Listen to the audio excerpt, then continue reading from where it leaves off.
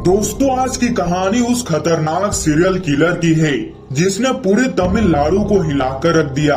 शराब, सेक्स और मर्डर, ये तीन शब्द काफी है ओटो शंकर की कहानी के बारे में बताने के लिए। ओटो शंकर जिसने केवल 6 महीनों में मद्रास की सड़कों को नर्क में बदल दिया।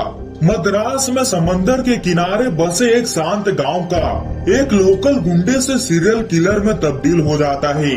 तो दोस्तों, चलिए जानते हैं ओटो शंकर की पूरी कहानी जिसने पूरे तमिलनाडु को हिलाकर रख दिया।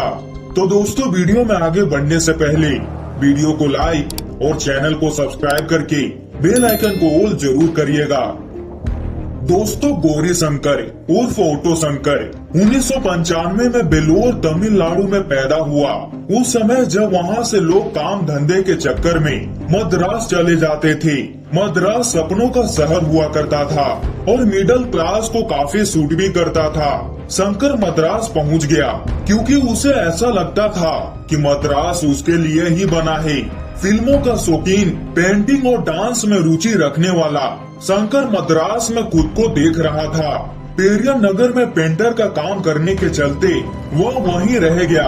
लेकिन 80 के शुरुआती दशक में तमिलनाडु में कुछ ऐसा हुआ जिसके चलते वहाँ की कानून को एक झटका लगा, क्योंकि वजह थी शराब। और तमिलनाडु सरकार ने शराब पर बंदी लगा दी और यहीं से ओटो शंकर गैर कानूनी दुनिया में पहला कदम रखा। और इसी समय में ओटो शंकर ने पेंटिंग बनाने का काम छोड़कर ऑटो चलाना शुरू कर दिया। 80 के शुरुआती दशक में गैर कानूनी शराब लाने और ले जाने के लिए इन ऑटो का सबसे ज्यादा इस्तेमाल होने लगा, क्योंकि ये गाड़ियां शहर की सड़कों पर आराम से बिना रोक टोक के दौड़ सकती थी।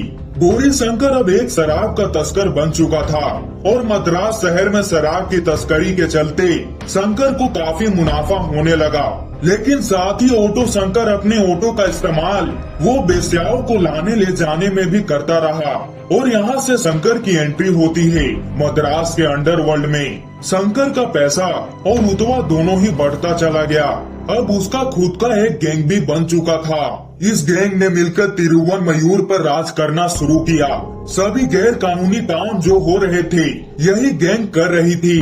और इसी के साथ ओटो शंकर का सेक्स रैकेट का धंधा पेरियार नगर में उसका मेन अड्डा बन चुका था।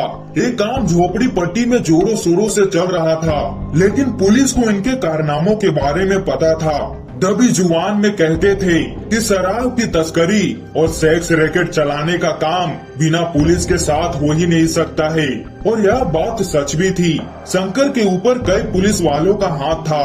क्राइम की दुनिया में शंकर का नाम तब बड़ा हुआ जब ओटो शंकर ने कई अमीर और सीनियर पुलिस अफसरों को वेश्या सप्लाई करनी शुरू की। और साल 1987 में उसके सेक्स रैकेट में शामिल ललिता नाम की लड़की अपने प्रेमी के साथ भाग गई। कुछ दिनों बाद ओटो शंकर ने उन दोनों को ढूंढ निकाला और ललिता की हत्या कर जमीन में दफना दिया, जबकि उसके प्रेमी को जिंदा जला दिया और उसकी अस्थियों को समंदर में फेंक दिया।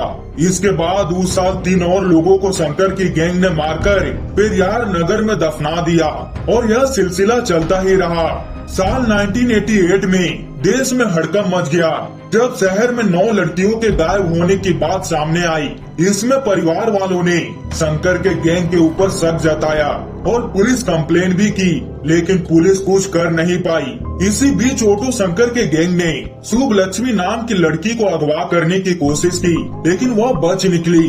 फिर सीधे पुलिस स्टेशन जाकर शिकायत दर्ज करा दी। अगले ही दिन वह गिरफ्तार हो गया, लेकिन नेताओं के कनेक्शन के चलते उसे अगले ही दिन जमानत मिल गई। लेकिन जब तमिलनाडु के सीएम एमजी रामचंद्र की मौत के बाद सूबे राज्यपाल शासन लगा, तो गायब हुए लड़कियों के परिवार वालों ने राज्यपाल के पास शिकायत लेकर पहुंचे। परिवार वालों के दबाव के चलते बीच में पुलिस ने ओटो शंकर के खास आदमी एल्डिन को दबोच कर सरकारी गवाह बना लिया। फिर कुछ ही दिन बाद ओटो शंकर को भी अरेस्ट कर लिया गया और उसने भी अपना जुर्म कबूल कर लिया। इसके बाद ओटो शंकर की जगहों पर लाशें निकलनी शुरू हुई। पुलिस ने पेरियार नगर से 5 लाशें बरामद की, जिन्हें शंकर ने सीमेंट की दीवारों में चुनवा दिया था।